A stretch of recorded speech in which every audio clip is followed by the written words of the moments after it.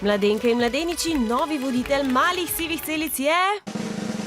še kar lep Milč. To zloženko lahko razjasnimo kar zdaj.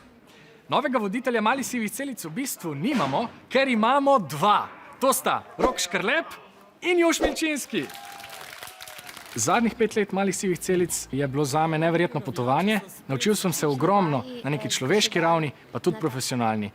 Zato je teh 5 let zame res en neverjeten zaklad. Svojo skrinjo celičnih zakladov bo jeseni polnil glasbenik, navdušen šahist in improvizator, ki je rad na odru. V tej oddaji bom dal precej sproščenosti, upam, da nekaj tudi glasbe, nekaj mladostne energije. Ni me strah, se pa veselim. Kadar ne poučuje improvizacije in ne piše scenarijev, Juš rad potuje, igra videoigre in obožuje kvize. Veliko se naučiš preko kvizov, mogoče celo več, včasih, če bereš knjige. Predvsem me pa kvizi kot taki zabavajo, ker ima malo tega tekmovalne note, hkrati pa seveda tudi poučna zadeva. V ekipi pa ostaja Jasna, ki napoveduje novo rubriko Hitri lončki. Gre torej za hitrostno zlaganje lončkov in komaj čakamo, da gremo po vsej Sloveniji, po vseh šolah.